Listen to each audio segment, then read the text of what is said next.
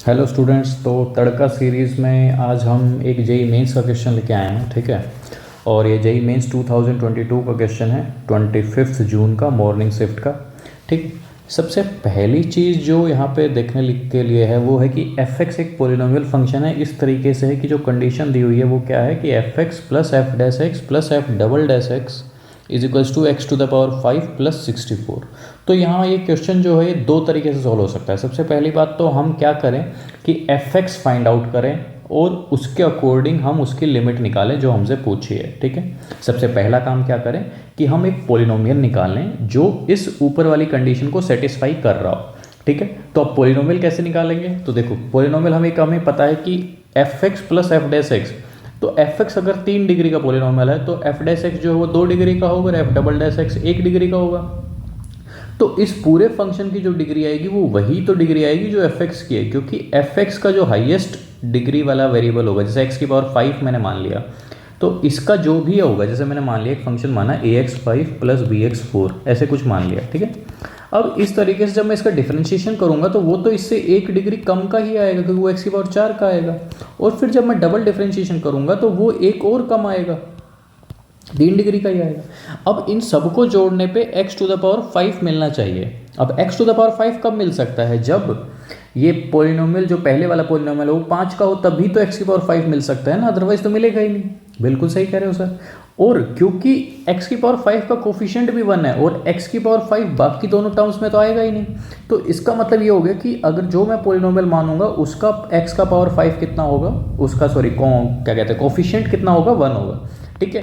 तो यहाँ मैं एक तरीके से इसको सोल्व कर सकता हूँ कि एफ एक्स में मान लूँ कि x to the power 5 plus a x 4 plus b x cube plus c x square plus d x plus e, इस तरीके से मैं मान लूँ, ठीक है।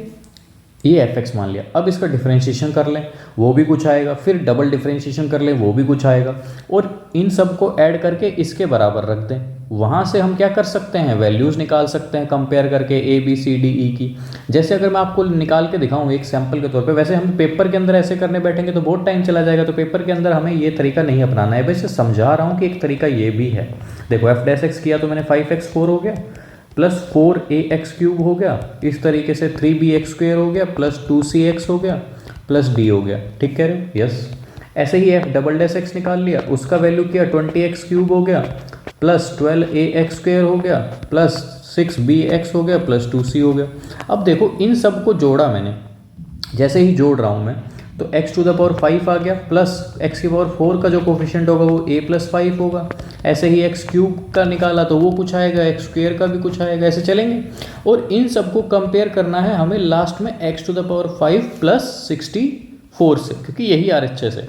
अब देखो, जब इससे कंपेयर करूंगा तो मैं x की पावर 4 तो इधर है नहीं, इसका मतलब ये जो कोफिशिएंट है 0 होना चाहिए। इससे हमें ये पता चल गया कि a की जो वैल्यू है वो कितनी होगी, -5 होगी, पता चल गया। ऐसे ही मैं एक्स की पावर क्यूब का कोफिशिएंट निकालूंगा, एक्स का स्क्वायर का भी निकालूंगा, और ऐसे ही हमें ये पूरा पोलिनोमियल मिल जाएगा। जब पूरा पोलिनोमियल मिल जाए तो उसके बाद हम क्या कर देंगे, इसकी लिमिट निकाल देंगे। कैसे?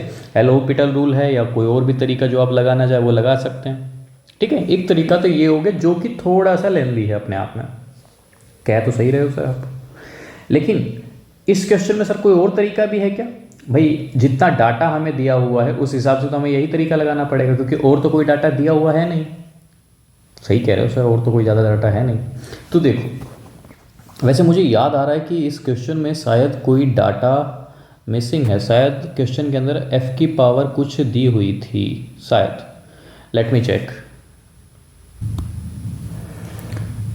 तो देखो भाई, क्योंकि मुझे जो याद आ रहा है वो ये है कि उसमें कुछ f का डिफरेंशिएशन की वैल्यू भी दी हुई थी, क्योंकि अगर f के डिफरेंशिएशन की कहीं पे वैल्यू दी होगी तभी हम वो निकाल सकते हैं, उस मेथड को यूज़ कर सकते हैं। चलो, अभी तो कुछ ज़्यादा डाटा दिया हुआ है नहीं अपने को, क्योंकि मैं सोच रहा था कि अगर मैं इसका डिफरेंशिएशन कर दूँ तो ये कितना आ जाएगा, F dash X plus F double dash X plus F triple dash x.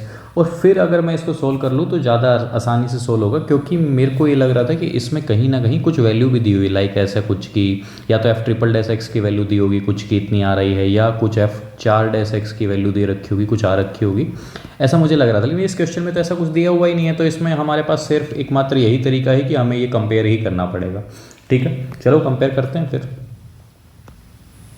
चलो, तो कंपेयर कर लेते हैं। देखो सबसे पहली चीज़ तो हमें ए की वैल्यू तो मिल गई थी, अब हमें एक्स क्यूब का कोफिशिएंट कंपेयर करना है। देखो एक्स क्यूब का अगर मैं करूँगा तो एक तो ये है, एक ये है और एक ये है। तो देखो कितना आ गया, b + 4a + 20। ये किसका कोफिशिएंट है, एक्स क्यूब का। अब क्योंकि एक्स क्यूब का कोफिशिएंट भी 0 है तो एक वैल्यू ये आ गई अपने पास।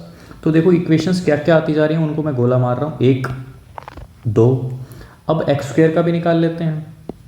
एक्स स्क्वायर कहाँ है भाई, एक्स स्क्वायर ये रहा और ये रहा। तो देखो c + 3b + 12a, c + 3b + 12a। और ये भी कितना है, 0 है क्योंकि एक्स स्क्वायर उधर है नहीं। तो एक ये भी कंडीशन आ गई अपने पास, ठीक है। अब देखो अगर इसको बड़ा क्यों करना है, देखो यहाँ पे अपने को ये पता है कि a जो है वो कितना है, -5 है।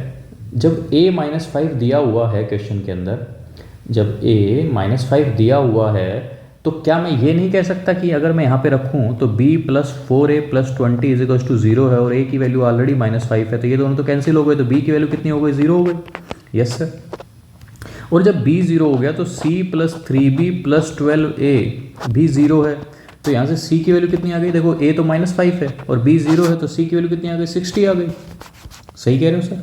ऐसे ही अब मैं क्या काम करता हूँ, अब मैं x का कोफिशिएंट कंपेयर करता हूँ। तो x क्या है, ये और ये, तो मतलब d + 2c + 6b, d + 2c + 6b = 0 क्योंकि x भी कोफिशिएंट नहीं है। तो d c अपना 120 हो गया, टोटल 2 से मल्टीप्लाई करने पे ये 0 है। तो ऑलरेडी जो d की वैल्यू है वो कितनी आ गई, -120। अब d भी निकल गया है। अब अपने पास कोफिशिएंट कितने थे, e तक हैं, तो e भी निकालना है। अब देखो आगे कांस्टेंट टर्म को कंपेयर कर लो, तो कांस्टेंट टर्म क्या है, e + d + 2c। तो e + d + 2c = क्योंकि कांस्टेंट टर्म 0 नहीं है, कांस्टेंट टर्म क्वेश्चन में लिखी हुई है 64। तो e निकालना है, d -120, c 120 हो गया, 64 हो गया ये, ठीक है। तो कितना आ गया नेट, e की वैल्यू नेट आ गई 64, ठीक है। अब अपना जो पॉलिनोमियल फंक्शन था fx वो क्या था, x⁵ + ax4 + bx³ + cx² + dx + e, यही तो फंक्शन था। तो यहाँ से fx अपना कितना आ गया, देखो x⁵ a की वैल्यू ऊपर निकाली थी हमने कितनी, -5, तो ये -5x4 हो गया। b 0 था अपना तो ये तो 0 रख दिया। c कितना था अपना, c अपना था 60, तो 60x² + d कितना था, -120x + 64, तो ये fx आ गया। अपने से क्या पूछा था उसने, fx/x - 1 और इसका लिमिट, यही पूछा था। हाँ सर यही पूछा था। अब देखो x⁵ -5x4 + 60x² - 120 + 64 upon x⁻⁻1, ठीक है।